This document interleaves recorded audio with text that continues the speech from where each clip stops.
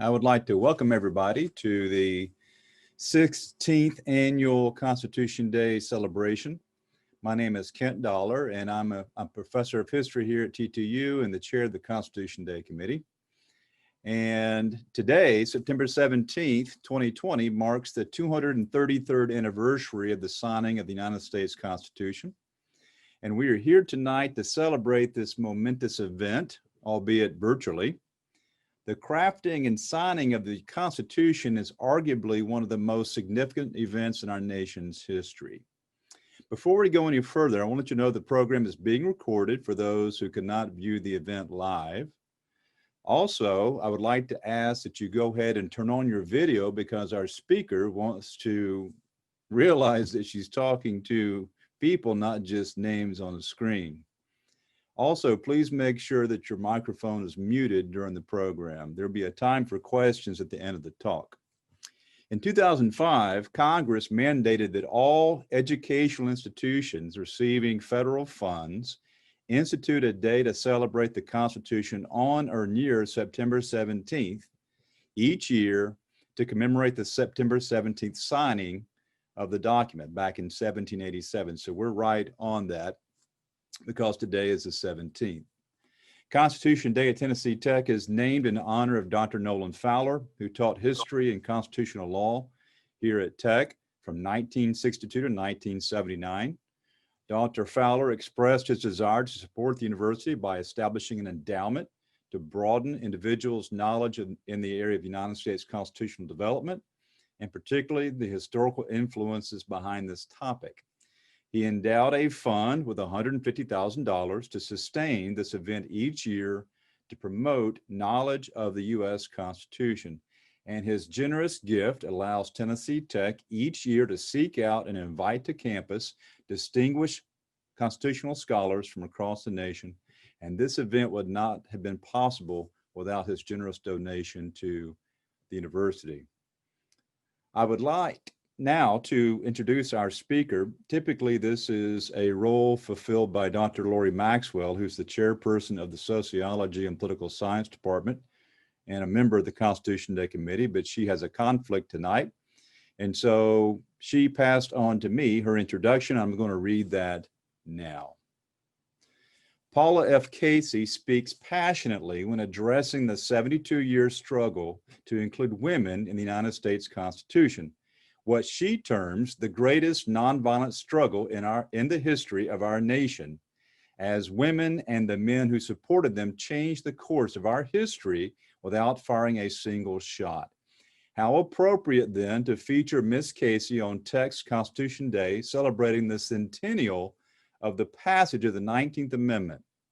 Paula Casey has contributed to the scholarship on women's emancipation to the Smithsonian, helped publish the book, The Perfect 36, Tennessee Delivers Women's Suffrage, is co-founder of the Tennessee Women's Suffrage Heritage Trail, has published a DVD on women's suffrage, and has spoken to numerous colleges and universities around the country on issues of women's suffrage and the importance of voting. She is also a strong advocate for the placement of suffrage hero displays in the Tennessee State Capitol. Please join me in welcoming Tennessee Tech's 2020 Constitution Day keynote speaker, Ms. Paula Casey. Ms. Casey, I turn it over to you. Thank you, Dr. Dollar. I am honored to be included, and it's wonderful to be with all of you virtually. This is such a great experience. It's new, but I think it's very intriguing and interesting. I also want to thank Brooke Fleener and Brandon Boyd for their help in getting all of this together, and I have a brief slideshow that I want to incorporate. But I want to start out by telling you that we know the Constitution was signed on September 17th, 1787. That seems so long ago, but yet it's so important for us to understand the origins of the Constitution and how it affects our lives today. The National Constitution Center in Philadelphia has a wonderful blog. There are so many great resources out there. So I want to read you something that they posted on their blog that will give us the basic information. On September 17, 1787, a group of men gathered in a closed meeting room to sign the greatest vision of human freedom in history, the United States Constitution. And it was Benjamin Franklin who made the motion to sign the document in his last great speech. The Constitutional Convention had started in May 1787 in Pennsylvania's State House, which is now called Independence Hall. And let me tell you, if you've never been to Philadelphia, you need to put that on your bucket list, because Philadelphia is a great city and you need to see Constitution Hall and the Liberty Bell and everything. It's just a great experience. So the delegates drew up a plan for a new form of Republican small r government that replaced a weak central government that had been established by the Articles of Confederation. George Washington presided over the convention, which featured many of the great minds of the day, including Alexander Hamilton. And by the way, if you haven't seen the play Hamilton, it's great too. And Franklin was considered a legend and one of the most important leaders gathered there. Absent were Thomas Jefferson, John Adams, and John Hancock, among others. So on September 17, the group met one last time to conclude its business in Philadelphia and to agree on how the Constitution would be sent to the Confederation Congress to start the ratification process with the states. The Constitution was first read to the group. Of course, there was considerable agreement and disagreement. And Benjamin Franklin made a powerful argument for the new Constitution. Okay, so these 39 men signed it on September 17, 1787, but they didn't remember the ladies. In our book, The Perfect 36, Tennessee Delivers Women's Suffrage, Dr. Jan Sherman, who retired as the history department chair at the University of Memphis, wrote the section in the book from the Revolutionary War up to the final ratification effort in Nashville. And then Carol Lynn Yellen, who is now deceased, wrote about what happened in Tennessee. So Dr. Sherman wrote that Abigail Adams, who was married to a prominent member of the Continental Congress, that being John Adams, ran the family farm and produced the entire family income while her husband John engaged in politics. And she wrote to him when he was in Philadelphia and expressed her desire that he remember the ladies and be more generous and favorable to them than your ancestors as they were constructing these laws. And he treated her request as a joke. As to your extraordinary code of laws, I cannot but laugh, he replied, chiding her for being so saucy. We know better than to repeal our masculine systems and submit to the despotism of the petticoat. So then he went on to say all these other things that were kind of silly. So the equality and natural rights that were extolled in the Declaration of Independence and the Constitution did not apply to women. American women were swept up in the fervor of the Revolutionary War and the quest for liberty, equality, and justice. But it was not to be with the signing of this document. However, this document provided the framework for the future expansion of rights. And that's what makes this so significant. Why do we celebrate Constitution Day? These 39 original delegates of the initial 55 to the Constitutional Convention met in Philadelphia. They signed the document. During the 4 months they worked on drafting a constitution, debates raged about the wording and the ratification process, which resulted in the oldest working constitution in the world today. This is what is so important. Our Constitution has lasted, and it has provided for the expansion of rights, and in particular, voting rights. I have a personal story I want to share. I have some good friends in Memphis, and I live in Memphis, many lawyers and judges who went to South Africa in the 1990s to help them draft their Constitution. That's how important the United States Constitution is, that other countries have looked to our Constitution for guidance and how they establish their constitutional frameworks. So it's really important that we celebrate today. So as Dr. Dollar mentioned, my area of expertise is the 19th Amendment. I'm also a former journalist, and I have a degree in journalism, and I spent 10 years in the newspaper business. I've been a member of the National Federation of Press Women for 40 years. So the other amendment that I cherish is the First Amendment. And I maintain that the 19th Amendment would not have been ratified in this country without the First Amendment. Let's look at the First Amendment, which states, Congress shall make no law respecting an establishment of religion or prohibiting the free exercise thereof, or abridging the freedom of speech or of the press or of the right of the people peaceably to assemble and to petition the government for a redress of grievances. Let's break that down. The suffragists, and I want you to know that the correct term is suffragist in the United States. The British were the suffragettes, and they were considered so radical that the Americans referred to themselves, men and women who supported the right of women to vote, were suffragists. And in the 6-volume set of the History of Women's Suffrage, they call themselves suffragists.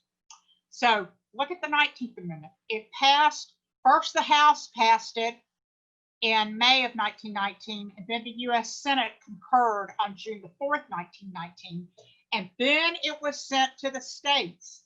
Too often people forget about the ratification process, and the Constitution provides for ratification in Article 5. The 19th Amendment states the right of citizens of the United States to vote shall not be denied or abridged by the United States or by any state on account of sex.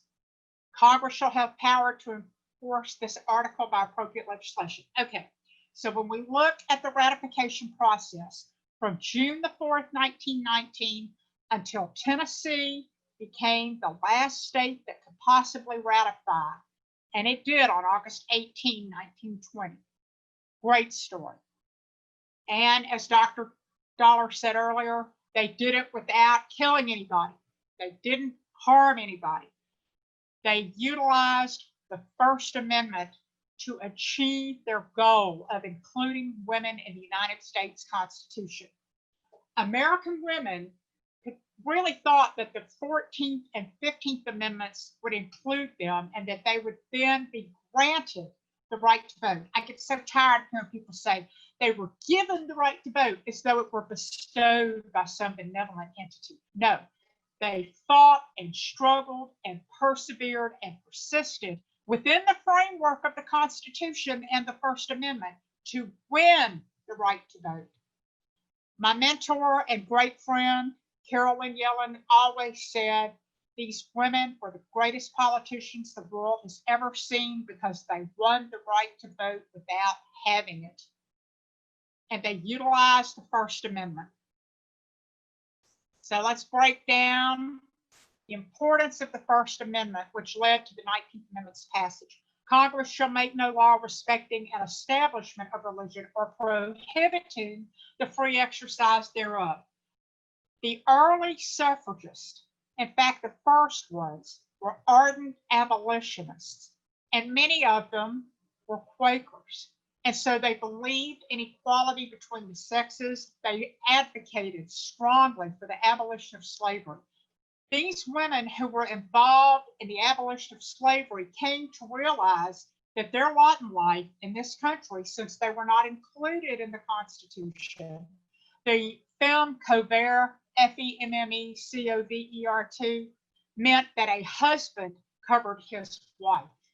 And so women basically had no rights, but yet they were able to utilize the framework of the First Amendment to advocate for women to have the right to vote.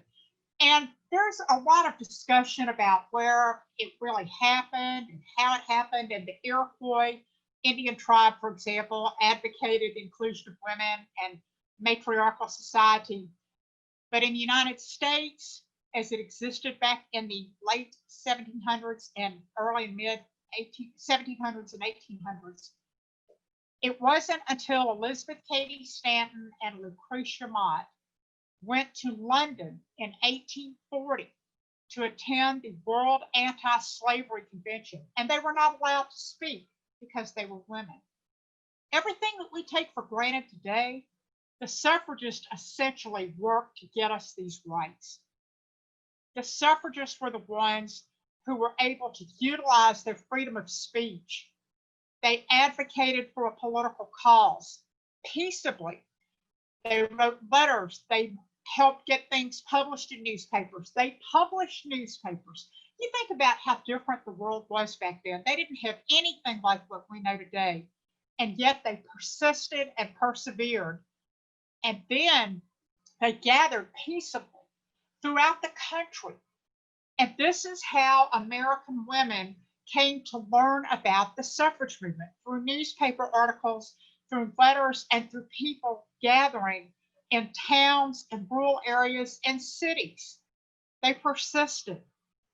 And there were women who went from the East to the West, and the Western territories, particularly those who went to homestead in the West, realized that women were equal contributors. And so therefore, many of those territories and early states in the West had no problem with women voting. And then petitioning your government for a redress of grievances. This is really important because the ability to express your desire to achieve something, to express your displeasure with your government, this all comes from the First Amendment. And in the early 90s, I had the opportunity to go to the National Archives, and I was shown the letter that Susan B. Anthony wrote to Congress expressing her deep desire for Congress to pass an amendment to grant women the right to vote. I mean, it was so cool to stand there and see this letter written in her hand, petitioning her government for a redress of grievances. It was just remarkable. And there's so much cool stuff in the National Archives. They have a great website too, archives.gov. So, First Amendment laid the groundwork so that women through the years, and remember, it took 72 years. When I speak to young people about voting, and I'll say, if somebody told you it was going to take you 72 years to achieve your goal, do you think you could stick in there and do it? I mean, it's hard for us to fathom. It was really 3 generations of women and the men who supported them who achieved ratification. So here we are. It passes Congress June the 4th, 1919. Then it goes to the states. Tennessee, at the end, became known as Perfect 36. Now, why is that? Because it took 3/4 of the states to ratify an amendment. The Constitution spells out that 2/3 of the House and the Senate have to approve an amendment before it is sent to the states for ratification. So at that time, there were 48 states. Alaska and Hawaii were not yet states. So 35 states ratified. 9 states outright rejected it. 3 states, Connecticut, Vermont, and Florida, would not even consider it. They had governors who were opposed. And so it fell to Tennessee, which had highly organized suffrage groups, both for and against. So it came to Tennessee, and Carrie Chapman Catt came down to Tennessee, stayed at the Hermitage Hotel in Nashville. And by the way, the next time you go to Nashville, you need to do a swing through at the Hermitage Hotel. It's so historic. They just got National Landmark designation status. It is a wonderful hotel, so full of great history. So the suffragists, both for and against, were staying at the Hermitage Hotel, and a few were at the Tulane Hotel, which is no longer in existence. But these were people who were gathering peacefully, and they were doing everything they could to persuade the Tennessee legislature, the all-white, all-male Tennessee legislature, to ratify or not ratify the 19th Amendment. And it was dirty. We think politics is dirty today. Let me tell you, when we compiled quotations for our book, we have a great one in the book that says the Battle of Nashville, meaning the Civil War, was a 5 o'clock tea compared to this one. So it was pretty hard fought, but yet they persevered and they persisted. And what I want to point out that I think is so important, we talk about the Constitution, and everybody should have a copy of the Constitution. The League of Women Voters usually give them out. You could probably get them at the university. that everyone should have a copy of the Constitution because this is what suffragists believed in. They believed in democracy and the rule of law. They really did believe in something greater than themselves. And that is what the Constitution provided for. The ability to amend the Constitution, it's remarkable. I mean, the Constitution is so significant and it affects our lives today.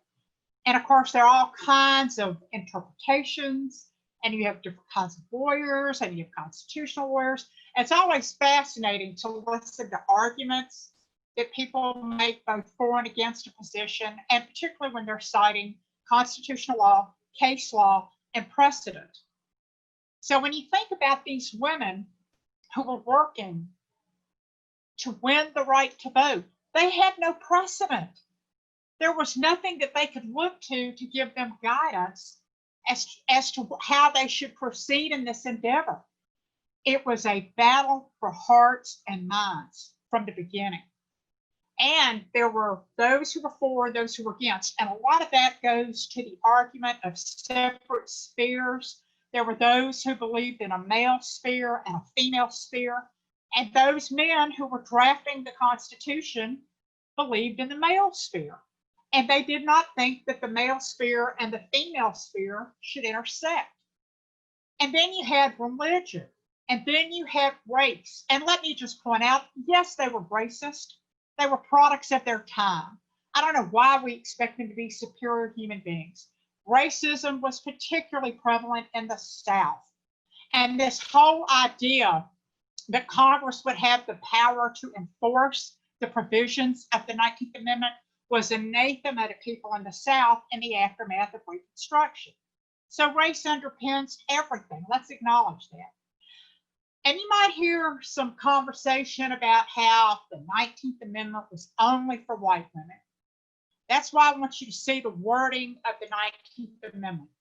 On account of sex, it says nothing about race. And yes, the suffragists were racist. The 1913 parade in Washington, when Alice Paul, who had the National Women's Party, tried to keep Ida B. Wells and other Black delegates from marching, and Ida B. Wells ended up with the last word and they marched. But we've got to understand what the arguments were and also why the 19th Amendment's ratification was so important. The 1965 Voting Rights Act was passed to make sure that the 15th Amendment, which extended voting rights to newly freed Black male slaves, not female slaves, the act was designed to put teeth into the enforcement for the 15th Amendment and the 19th Amendment. And there is a school of thought that says, had the 19th Amendment not been ratified, the 1965 Voting Rights Act might not have applied to Black women or any minority women. So it's definitely food for thought. But thank goodness it passed. It took too long. It should have been part of our country from the beginning, but they won. They won the right to vote. And so we celebrate that right. And I've been very fortunate to have wonderful friends and people who believe in preserving this history. And back in 1994, I went to then State Senator Steve Cohen. Steve and I have been buddies for a long time. And I told him with Tennessee's bicentennial coming up, I really felt that we should have a separate commission to acknowledge what Tennessee did in 1920. Because let me tell you, prior to February 1998, there was nothing in the Tennessee state capitol that depicted Tennessee's pivotal role. And this is huge. I grew up in Nashville. I went to school in Knoxville. I have lived all across the state. I mean, I didn't know the story of the 19th Amendment's ratification in Tennessee until I was 21 years old. And so when we had money left over at the end of our commission, Steve Cohen wanted public art. And he said, we must have public art inside the Capitol. And Carolyn Yellen and Jan Sherman and I wanted a book. And so the Perfect 36 Tennessee Delivers Women's Suffrage came out of that because Carolyn Yellen had written an article in the December 1978 issue of American Heritage magazine called Countdown in Tennessee. You look it up, it's on Google. But from that article, they cut so much out of it up in New York about Tennessee. And she said to me in 1989, I want to do a book. And I thought, oh, yeah, okay, we'll do a book. So I, being a graduate of the University of Tennessee, thought, well, I'll just call UT Press. And since this book is about Tennessee's pivotal role in the 19th Amendment's ratification, I just know they'll want to do this book. So I called them, and I guess this was maybe 1996, thereabouts. And I asked how to submit a book proposal, and I told the woman that I spoke with about what I wanted to do. And she said, oh, we've already done a book on women's suffrage. And I said, oh, okay, thank you. So I didn't know what to do. And then later it hit me. I should have said, gee, nobody ever says that about the Civil War. You know, they keep publishing books on the Civil War. But anyway, we ended up getting the book done.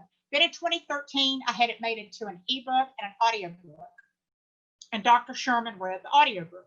So we get the bas-relief sculpture, which is on the back of our book. This bas-relief suffrage sculpture was done by Alan LaCroix in Nashville, who won a blind competition.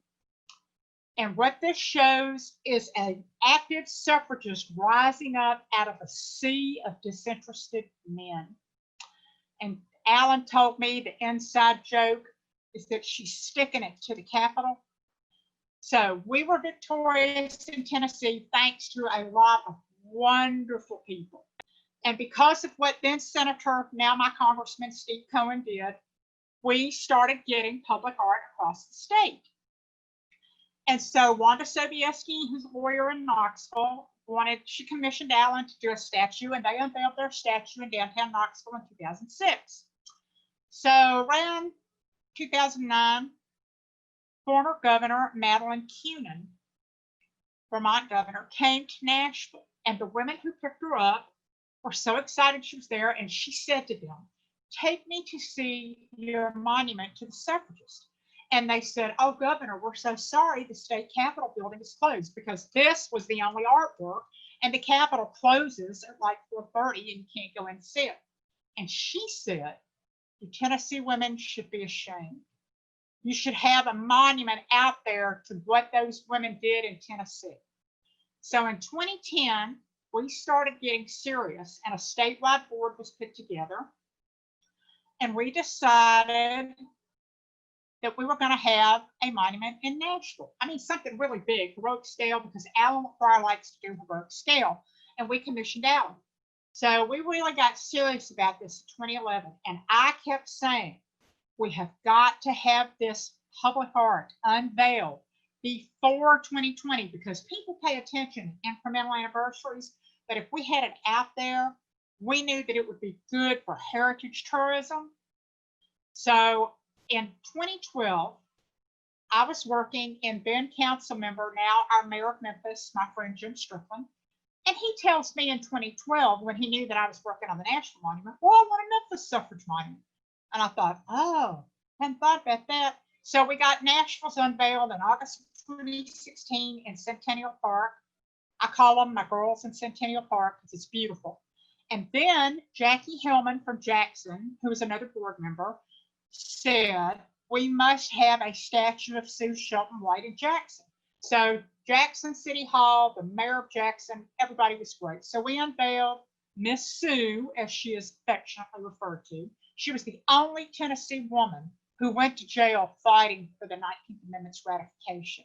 So we unveiled a statue to her, and it's in front of Jackson City Hall. If you're ever in Jackson, go on Main Street, go see it. It's beautiful. And then Alan was commissioned to do a second statue in Knoxville of Harry Byrne and his mother, Feb Ensminger Byrne. Okay, so everybody knows the story about Feb writing a letter to Harry. It's a great story. So Alan got that one done, and we started working on the Memphis monument back in November of 2016. And let me just tell y'all, if this was easy to do, it would have been done before now. But then I think about what those women endured to amend the Constitution. They spent 72 years, 3 generations, in a nonviolent struggle to win the right to vote for us, I could spend 4 years trying to get a monument done. So we are going to have the Memphis Suffrage Monument called Equality Trailblazers, and it's going to be at the University of Memphis Law School facing the Mississippi River. And we got a real opportunity to tell a great story about how a united Memphis Shelby County delegation introduced the 19th Amendment into the Tennessee General Assembly. Memphis and Shelby County never wavered. The rest of the state was divided, particularly in the big cities, but not Memphis. And in Memphis, we had the unsung hero, Joe Hanover. Now, Carolyn Yellen wrote about him in our book, Perfect 36, and there's my website. But Representative Joseph Hanover was an immigrant from Poland. His father came here first, then his mother and his 3 brothers. He was 5 years old when he came to this country, and his parents always said to him, "You live in the greatest country on earth. You have to get an education. Be thankful that you live in the United States of America." And Mr. Joe, and I met him in 1983. He only died in 1984, so this is really recent history. Mr. Joe revered this country's founding documents.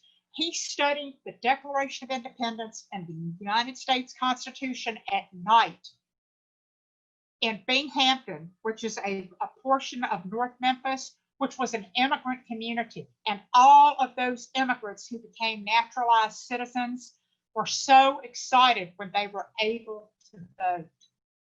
And so Joseph Hanover did not get along with Mayor Crump. And I'm sure you all have heard him referred to as Boss Crump. He was a major political figure in Memphis history. He did not think that Joseph Hanover was a threat.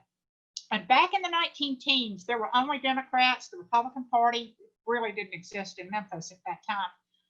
And Mr. Joe did not want to be beholden to Mayor Crump. So he ran as an independent, and he won. Nobody saw it coming. He won. So my friend Bill Halton, who is a retired attorney and an author here in Memphis, wrote this book, Why Can't Mother Vote? And I'm telling you, it is great. All about how Joseph Hanover, this immigrant from Poland, who revered our country's founding documents, ended up becoming the floor leader in the Tennessee State House of Representatives. The 19th Amendment would not have passed if Mr. Joe had not kept those pro-suffrage votes together, which made it possible for Representative Banks Turner from Gibson County, West Tennessee, to change his vote on tabling the motion. The anti-suffragists felt like if they could get the motion tabled and act like they were going to delay it until regular session, because remember, they were in special session in August 1920. So Banks Turner ended up changing his vote. And the story about how this happened is so great. Bill found this out. Banks Turner had been considered an anti. He was a lawyer, educated at Vanderbilt. He was a farmer from Gibson County. And he was sitting in Governor A.H. Roberts' office the morning of August 18, 1920, when it was coming down to that final push for the vote. And the pro-suffragists knew that they were going to have to thwart the anti-suffragist attempt to table the motion and kill him. And then hopefully they wouldn't have to deal with it at all. So Banks Turner is sitting, listening to Governor Roberts, our governor, talking to Governor Cox in Ohio, who was the Democratic presidential nominee. And both presidential nominees, Harding from Ohio and Cox, also from Ohio, really wanted the 19th Amendment ratified because they thought all those women were going to vote for them. So Governor Roberts looks at Banks Turner and says something to the effect, "I am sitting here looking at the man who can make this happen." And Banks Turner didn't tell anybody that he had been in Governor Roberts' office. And so he goes to the floor of the House, and the motion is proposed to table. And Banks Turner votes against tabling the motion. Seth Walker of Lebanon was the Speaker of the House. And he had initially been for suffrage, and then he changed. And the railroads and the manufacturers and the liquor interests were all opposed to suffrage. They didn't know how women were going to vote, and they couldn't bribe all of them, so they didn't know what to do. So they figured they'd just keep women from voting. So when Banks Turner voted against tabling the motion, it deadlocked 48-48, which meant the 19th Amendment was still alive for that final vote.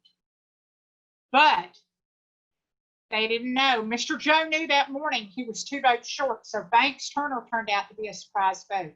Nobody knew that Harry Burham had received a letter from his mother urging him to vote for ratification. She had been following the newspapers.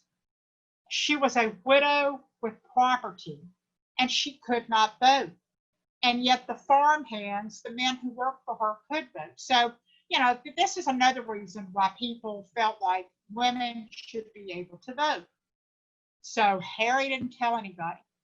And he had been wearing the red rose, which was the symbol of the anti-suffragists, the pro-suffragists wore the yellow rose, which is why I always have yellow roses, jewelry and everything else. So the final vote came, and everybody was afraid it was going to deadlock 48-48, which would, keep it from passing. So Harry ends up changing his vote. Now, he voted twice to table, but then in the end, he did the right thing, and he voted for the amendment. And then Seth Walker, realizing that it was 49-47, he immediately jumped up in a parliamentary maneuver to vote with the prevailing side so that he could bring it up for reconsideration. But what that did was provide a constitutional majority of 50 votes. So the final vote was 50-46. It passed, and that meant that it could survive constitutional challenges. And then the antis, they wouldn't give up. They just were not going to give up. They were determined that they were going to do everything they could to thwart ratification. So Governor Roberts got the final ratification papers, and he signed them on August 24th, 1920. Then he sent it to Washington, D.C. Now, there was another interesting person from Memphis I want you to know about, and her name was Charlotte Ormond Williams. And Charlotte Williams had been the second youngest woman to become superintendent of public instruction in Shelby County in 1914. She followed her sister, Mabel C. Williams. And Charlotte had gotten national recognition for the Shelby County Public Schools. She was active with the National Education Association, and she ended up being able to keep all these principles together. And Governor Roberts was so impressed with her organizational abilities that he asked her, even though she had not had a background in the suffrage fight, to lead the final ratification effort, and she did, and she and Representative Joseph Hanover worked very closely together. And then all of the shenanigans that happened after the vote when the antis tried to thwart it, and it was brought up for reconsideration, and a bunch of them fled to Alabama. They thought they were so clever. They thought they were really going to undo this. But in the meantime, Governor Roberts sent the papers to Washington, D.C., and Carrie Chapman Catt, Shaw Williams, and one or two others got on a train to go to Washington, D.C. because they wanted to be there when the Secretary of State signed the ratification papers, which would make votes for women the law of the land. And they got there too late because the Secretary of State was no fool. He knew how controversial this was, and he signed it early in the morning of August 26, 1920. So that's why August 26 is called Women's Equality Day. So in Tennessee, we celebrate August 18, the day that Tennessee ratified, as well as August 26, the date that votes for women became the law of the land. Okay, so everything about the Constitution, there are some wonderful, wonderful resources. iCivics.org, constitutionday.com, archives.gov. They have got all kinds of documents, just great, great stuff. And read about these people. They were so interesting because they were forming a new nation. And they realized that they were playing the long game. And it was the same situation with the suffragists. They thought they were going to get the 16th, 17th, and 18th Amendment. You know, an 18th Amendment was prohibition. Oh, that was a disaster. So, you know, it was repealed in 1933. But the suffragists also played the long game. Many of the early suffragists realized that they would not live to cast a vote, but they were doing it for future generations because, again, they believed in something greater than themselves. They believed in democracy and the rule of law. And that's what makes it so significant that when we celebrate our Constitution, we celebrate the expansion of rights through amendments. We have to remember that there were people who thought about this decades ago, really over 200 years ago. I mean, the people that were involved in making sure that Americans valued their rights and achieved their rights. This is why it is so important for us to appreciate what they did and how they laid this framework. It's just absolutely remarkable. And even though the men in 1787 didn't remember the ladies, they did provide the opportunity through the ratification process and the amendment process for us to make sure that formerly disenfranchised folks did have access to the vote. That is what our democracy is all about. And some of you might remember in 1989 when the Berlin Wall fell and people were able to vote for the first time across Eastern Europe. And remember people in Romania standing in line 12 and 13 hours just to cast a vote. And in this country, we complain if it rains. And I also have to give another shout out to former State Senator Steve Cohen because he's the one who pushed for early voting.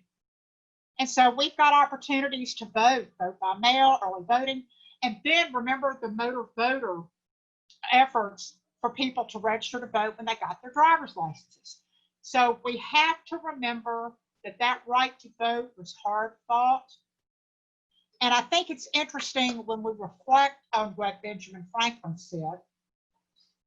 At the end of the Constitutional Convention, a woman asked Benjamin Franklin, well, what have we got, a republic or a monarchy? Benjamin Franklin replied, a republic, if you can keep it.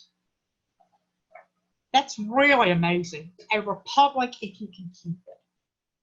So we have a constitutional republic that grants the right to vote through our Constitution. Now, here's the important thing to remember. The Constitution grants the right to vote. However, the states implement voting policies and procedures. And that's where discriminatory practices originated and continued. And Bill Haltom points out in the Joe Hanover book that we are still fighting voter suppression. Let me tell y'all, I've learned from all these years of studying suffrage history that nothing is new. It's all been said before, done before. Everybody has faced the same obstacles. And so here we are today. We are constantly striving to be a more perfect union. The suffragists proved that we can be, and we are still trying to emulate their success. But it's important for us to understand the role that the founding fathers and the women who were also there, as well as those women who pushed to win the right to vote. And I also want to acknowledge the men in those 36 state legislatures who voted to willingly share power. And that's remarkable. These people were remarkable. And we need to understand why they did what they did, because frankly, they were on the correct side of history. We want to be on the correct side of history. We want to make it possible for people to exercise their right to vote. We want to remember those who came before us and made these rights possible. None of this occurred in a vacuum. It occurred because people were dedicated to a cause greater than themselves and because they wanted future generations to have the experience and the blessings of liberty, equality, and justice under law. And that's why we celebrate and commemorate all of those. So I'm just very excited to be able to talk about this with you. I mean, you can see how much I care about the First Amendment and the 19th Amendment, But I'd like to know if anybody has any questions. Thank you so much. Thank you, Ms. Casey. If you do have a question, I ask that you utilize the chat function on the bottom of your screen and send that to me, and I will read that aloud. If you're not seeing the chat function, just take your cursor down there and it'll show up. And you can send that to me, or you can send that to everyone, and then I will read that. But I will get things started with a question, Ms. Casey. Were the suffragists thinking that once they achieved the right to vote, that women would vote as a block? I don't think the early suffragists thought that, and the later suffragists definitely didn't think it, because Carrie Chapman Catt founded the League of Women Voters on February 14th, 1920, and she specifically made it nonpartisan. She wanted to be an advocate for the process. And of course, the League is still around. They're celebrating 100 years this year. I've never come across anything that says they thought women would vote as a block. They just wanted women to participate because they believed in self-government.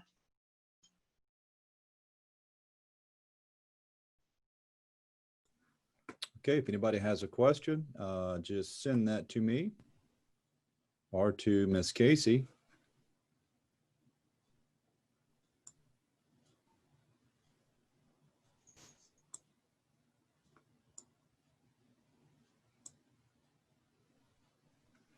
Okay, we do have one from, well, all I see is I think a username, Mary Wiz. What really sparked your interest in the First and 19th Amendments?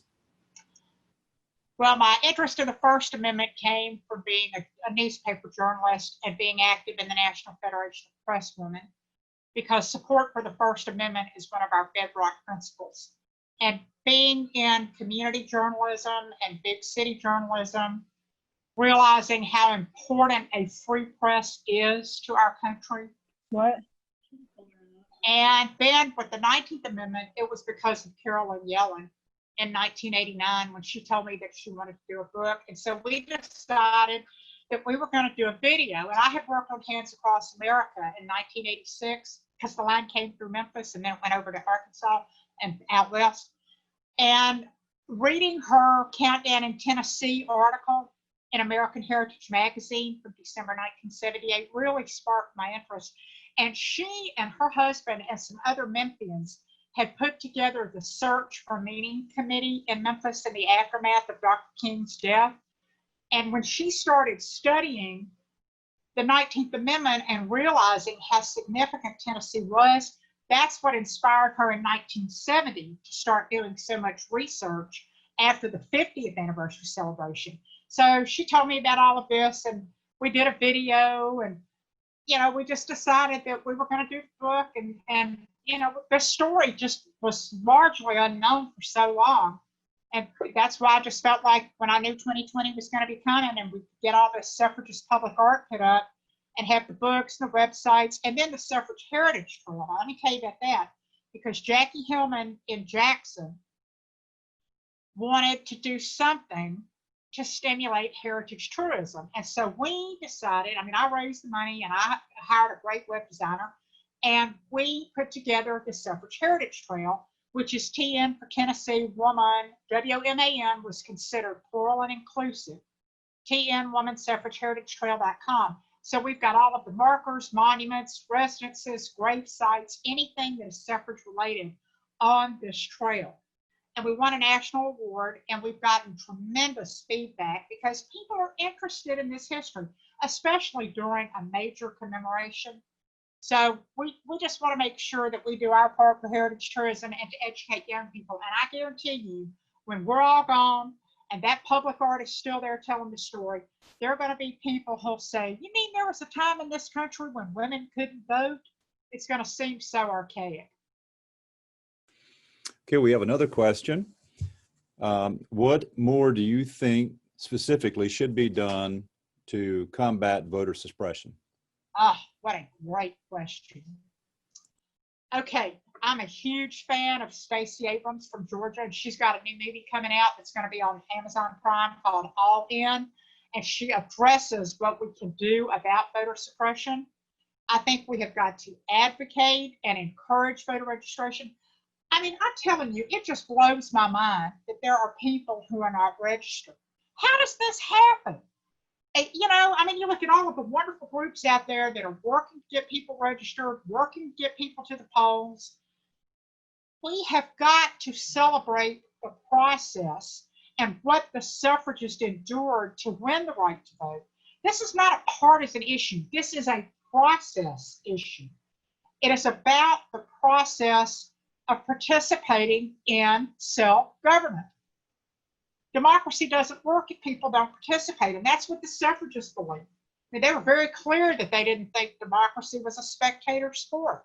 So as long as we can encourage people to vote, and we've got to inculcate this value in young people, they've got to believe that their vote matters.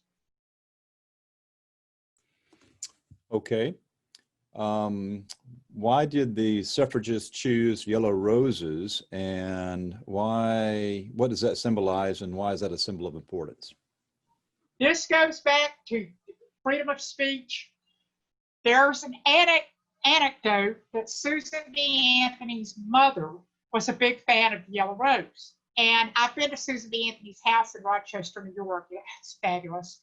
So that was one thing. But what it actually came from was in Kansas, there was the sunflower.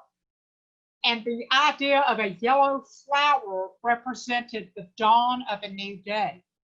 And so the suffragists were the first ones to incorporate symbols like buttons and placards and sashes, and purple, white, and yellow became the suffrage colors, the tricolor flags. So you see I've got purple, white, and yellow. And purple stood for the royalty of womanhood, white stood for purity in the home and in politics, and yellow stood for the crown of victory.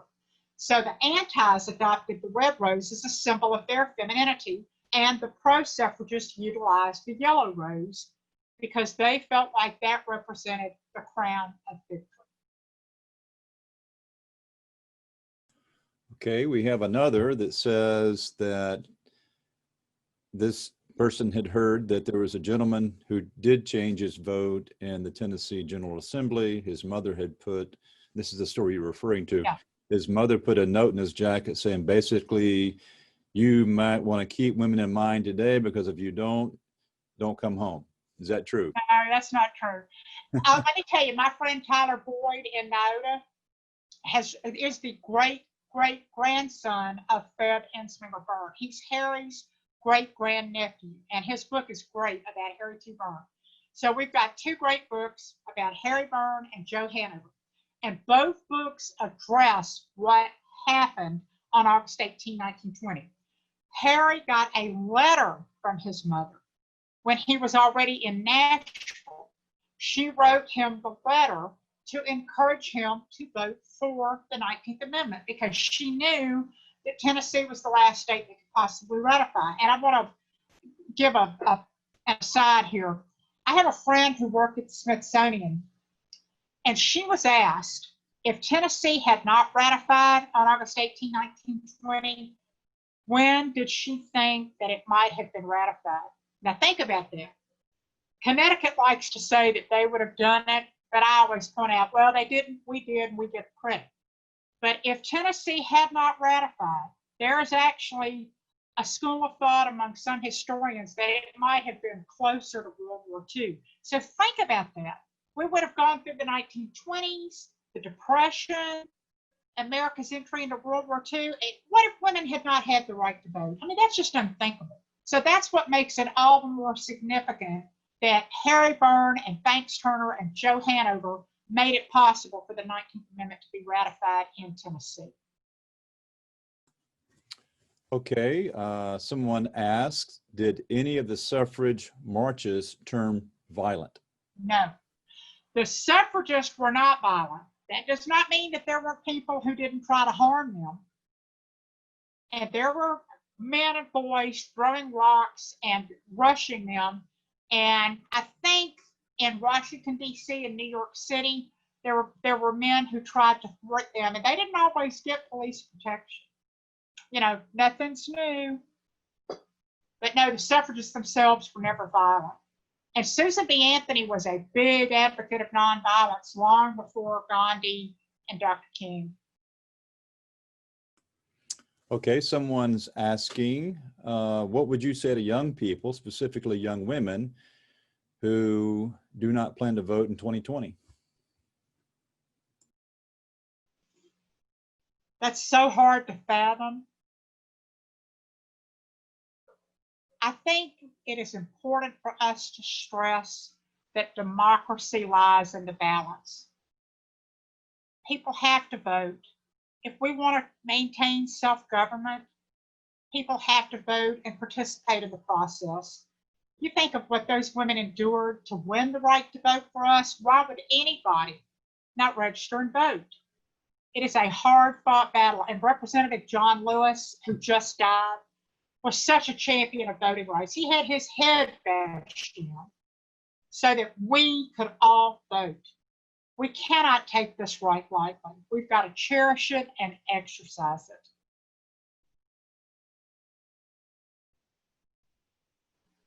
it. Someone asked what your thoughts were about if the nation or the state had compulsory voting. That is a really interesting topic. And I've heard people talk about that. I don't know if that's a good thing. My preference would be that you want to persuade people that it's to their benefit to participate in their government. I know that there are countries that fine people for not voting. I don't think I could get on board right now with compulsory voting. I would rather educate and encourage. You know, that's why things like Rock the Vote are so critical to get young people inspired and want to participate, and the Sunrise Movement. I mean, there are lots of opportunities for young people and college students in particular to get involved in the process and to realize that they can make a difference, that their vote does matter. But I would rather persuade people's hearts and minds. All right. How would you approach the problem of people who have no source to purchase an ID or driver's license, but would like to participate in the process of voting because of voter ID? Yeah, that's a great question, and this goes to the heart of voter suppression. My understanding is that there are groups like the NAACP, the League of Women Voters, Equity Alliance, I mean, just all kinds of organizations that will help people get their IDs and be able to vote. But people have got to ask for help. And I realize with this pandemic, that makes it difficult because you can't go to the public library. You know, back before the pandemic, you could go to the library and get voter registration forms or get information about how to get registered to vote. So I know that there are a lot of groups out there that are being creative and doing everything they can to reach people who would want to vote. Nobody is going to be denied if they genuinely want to vote. But yeah, you're right, we got to find them. And I guess this is where Facebook comes in handy too. You know, you can reach a lot of people. But we've got to overcome a lot of misinformation and disinformation. And we've just got to impress upon people that their vote does matter.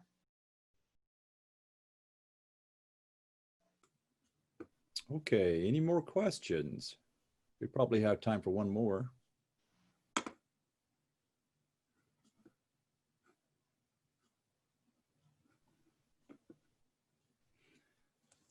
I do have one that just landed. How do you feel about absentee voting and also mail-in voting? And what do you think would help make that process go more smoothly?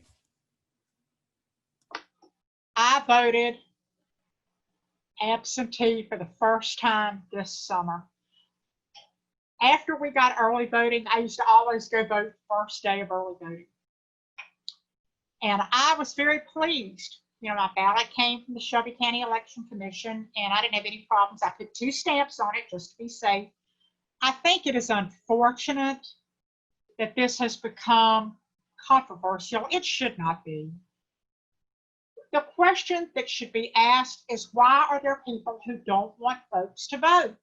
We should be encouraging everyone who is registered to vote to be able to vote. And I think mail-in ballots with this pandemic, it's the way to go. And I think it's really a shame that Tennessee does not have drop boxes.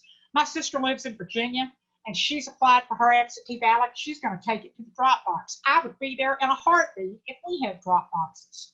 Why don't we have drop boxes? This is outrageous. Well, I'm going to tell you what the answer is. It makes it convenient and easy for people to vote. And you don't have to rely upon the mail, which is being tampered with. But I'm still going to vote by mail. We're supposed to see the absentee ballots sometime after October 1st. And the minute I get mine in my mailbox, I'm going to fill it out, put 2 stamps on it, go to the main post office and mail it. We've just got to have people voting. And I think the election commissions have got to encourage it, and they've got to plan for it. They should have known when this pandemic was declared back in March that more people would want to cast their ballot by mail. So I'm doing it.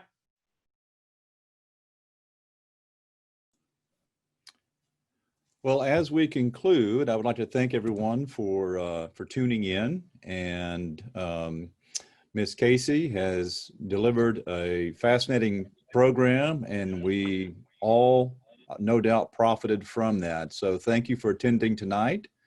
Thank you. Everybody have a good evening, okay? Stay safe.